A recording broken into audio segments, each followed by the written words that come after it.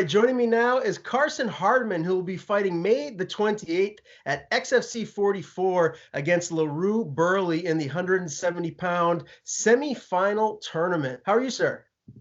I'm doing good. Thank you, Ryan. Glad to be here. Hey, I appreciate your time, and I like the tie. You're looking sharp today. The fight will be here before you know it, man. May the 28th is only a few weeks away now. How has this camp been thus far, and how fresh are you feeling? I'm feeling really fresh. I'm feeling good. This camp's gone well. I can't complain. Just sticking to the bread and butter. Don't fix something that ain't broken. I'm not trying to reinvent the wheel here. There's a reason I've had success this far, so we're just sticking to what we know, and we're going with that. Tell me a little bit more about your team, your coaches, your training partners. For anybody that doesn't know, just your background in MMA. I'd like to know a little bit more about that. My background in MMA, I started when I was 14 years old, got too fat skateboarding, and it's too expensive for a poor farm boy to keep buying new skateboards. So I decided to switch to something a little more aggressive. And, if I like breaking stuff, why not do MMA? I can break some people along the way, right? So got started in that. My team, I've got some that bounce in and out from time to time. But honestly, my team is me and my coach. Like, that's my bread and butter right there. It's me and this 50-year-old man that just helps me along the way. And we just do a lot of drilling. Like, I do got other guys, though. Like, I run down to the 4-7 with Jason Mertlich. And I like to do some Saturday open workouts with him and his crew down there. So shout out to them, and huge thanks to them for helping me tie up the loose ends, so to speak. But for the most part, it's just me and my coach. And you said you started when you were in your early teen years. How old are you now? I'm 26. Okay, so you're still a really young guy. When you look at the evolution of your skill set so far, like what were you good at when you first started, and how have you evolved? Like, is there one discipline that has really grown leaps and bounds in your 12 years of training MMA? Man, I wasn't good at anything. If you go watch my first amateur fight, I was like a deer in the headlights. I literally took a beating for 2 rounds, and same thing with my third fight. I took a beating we went the distance that fight, and took some hard shots. That being said, I was better at jiu-jitsu. My jiu-jitsu was like my saving grace, but the thing that has improved the most is my striking. And so have you had like a moment so far where it kind of clicked and you realized, like, hey, this is something where I can really make a name for myself and maybe make a legitimate career here moving forward? Did you have a moment like that? I wanted to start. When I started training, my coach, I said, I think I'd like to compete. And he said, yeah, we'll see. And he kind of rolls his eyes at me, because everyone and their dog always says that, I want to fight. I'll sign up for one. And so he's like, 14 years old. I've got 4 more years in Utah before I legally could compete anyways. So he's like, yeah, whatever. We'll see. Right. So right then and there, it was like, I'm doing this. Like, I'm going to show this old man what's up. So that's kind of how it got started. It's just, that was and every day is kind of one of those little aha moments, those little light bulbs, always growing, always progressing. And just when you think like, oh, can I get any better? Like, is this it for me? Is this all I can do? It seems like I just pushed that little roadblock, get over that hump, so to speak, and just able to keep going and progressing. What did your family and friends think when you first started training MMA and decided you wanted to embark on a pro career here? My family was very hesitant. We're a very reserved family in the sense of we don't mind playing rough. Like, wrestling was okay, but hitting the head was like a huge taboo in my family. Yet football was totally okay to watch. Like, I don't get the logic there, but whatever. So they didn't like it, and they entertained it. I will say they were very supportive in my amateur career before I left on my mission for the Church of Jesus Christ of Latter-day Saints. Thought, okay, this was just a phase. He'll come home as the returned missionary and be Mr. Good, and he'll settle for another job or whatever. No, I was like, I'm going back to fighting. And they all just kind of like tilted their heads like, okay, if that's what you want to do. But they've always been super supportive. They've never told me I couldn't. They've always tried to give me options, because I don't think any mother or grandma or grandpa wants to see their grandchild or son beaten, but especially given my record and, my first couple early fights, that's what I was. I was just a punching bag. But I've gotten better, and as I get better, it helps them get along, and they realize that's where I'm happy, and so that's what they want for me. Yeah, absolutely. That's great to hear. I always find it fascinating when I interview fighters that are very religious or spiritual. Have a strong faith. I was raised Catholic myself. I have an aunt who's a nun, and she, when I first started covering MMA, she kept telling me, "Oh, it's very barbaric, and you shouldn't do that." Like, how do you, I guess, explain to people when they ask you about this hobby career that you have, and then you're also clearly very connected to the church? Well, with my church specifically, everyone's heard of Joseph Smith, right? I just come and say, well, if you go read his history, that man broke a guy's leg.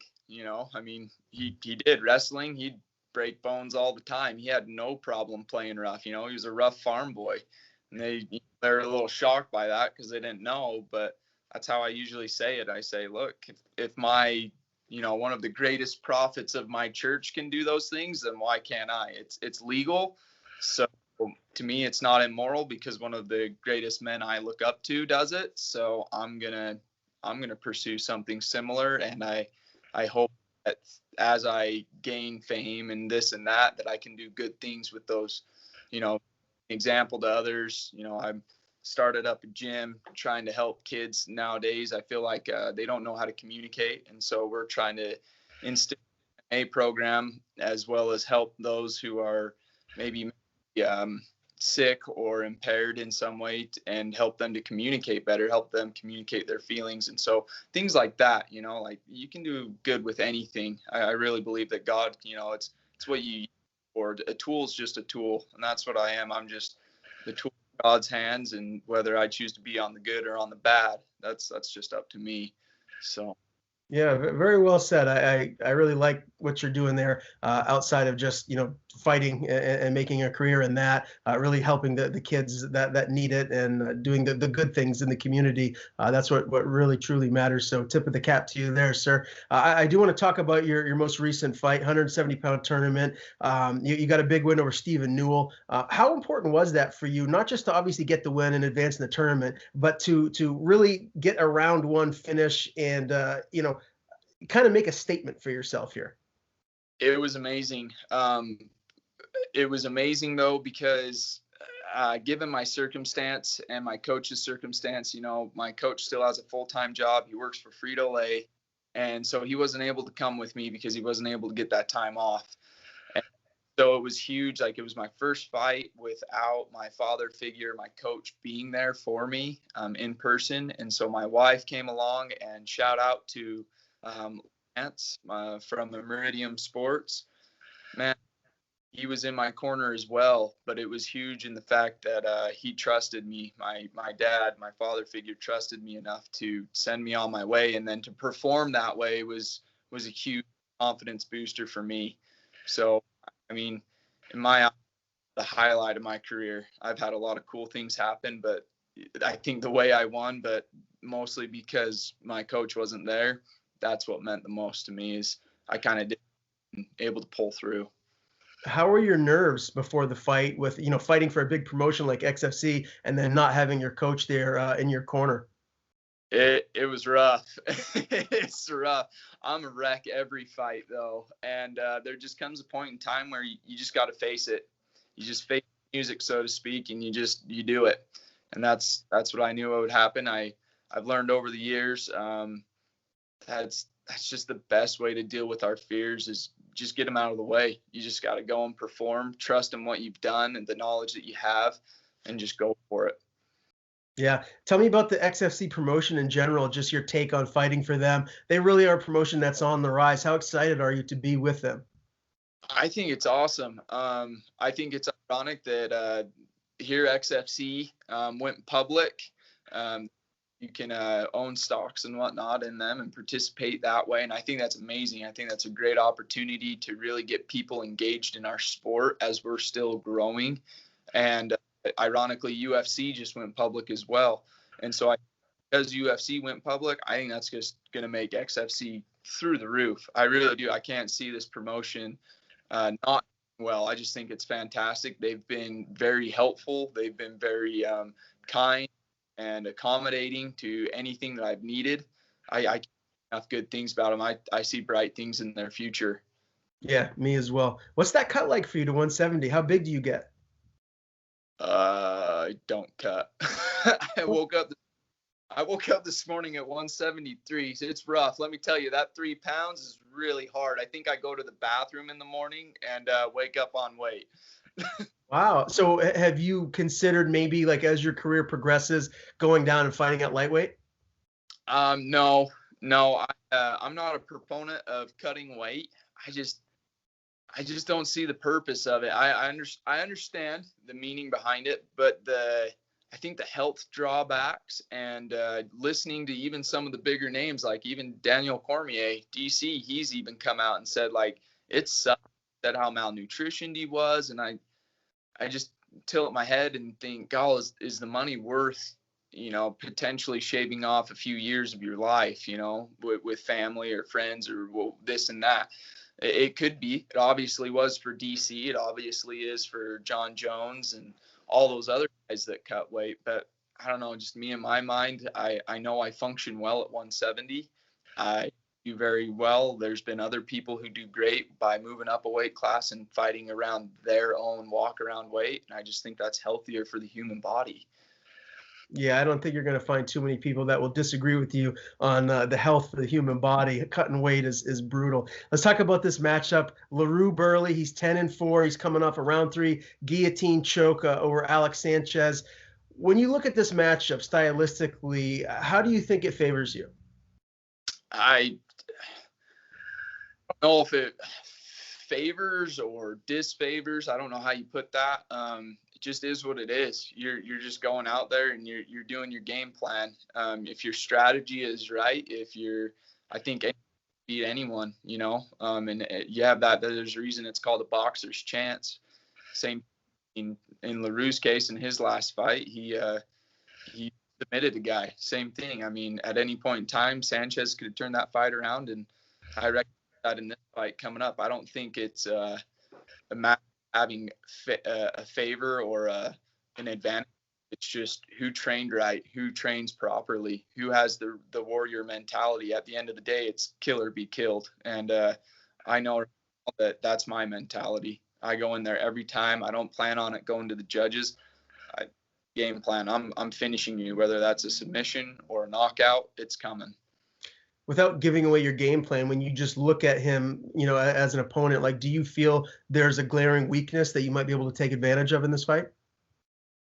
I know he's older. I don't know if that's a glaring weakness or not, right? You got old man strength. I don't know. I try not to think I'm going to say low of my opponents, because I really do treat every fight as if it's a championship fight, because it is. That's my goal, champion, right? Like if your goal isn't to be the best, then why are you here? You're not going to get very far, likely. So that's kind of take on LaRue. I think he's got some great parts of his game. I think he's got holes in his game, but heck, who doesn't? I've got holes in my game. Everyone.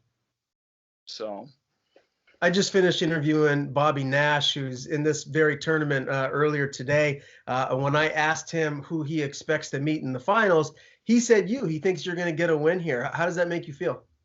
I think that's thoughtful of him. I think that's awesome. Thanks, Bobby. Shout out to him.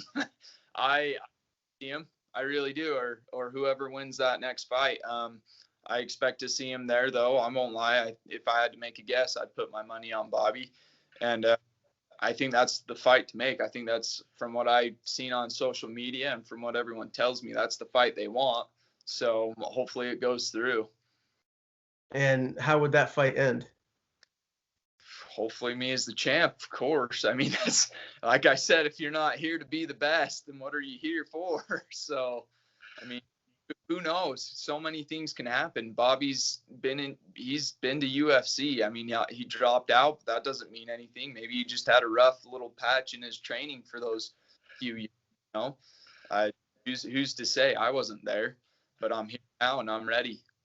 All right. Well, I'm excited to see you compete next for the XFC promotion. Again, May the 28th, XFC 44. Carson Hardman will meet LaRue Burley in the semifinals of the welterweight tournament. Pleasure talking to you and interviewing you for the first time today, Carson. Before I let you go, tell people where they can follow you on social media. And if you have anyone you want to thank, the floor is yours. Yeah, so to follow me on social media, Carson Hardman is my Facebook. At Excite Warrior, that's X, just Excite with an X, Warrior on Instagram. Those are my only social medias right now. I try to focus on what I do. And as far as shout outs go, I want to just give a huge thanks to my gym, Excite MMA, and all the people who've come there.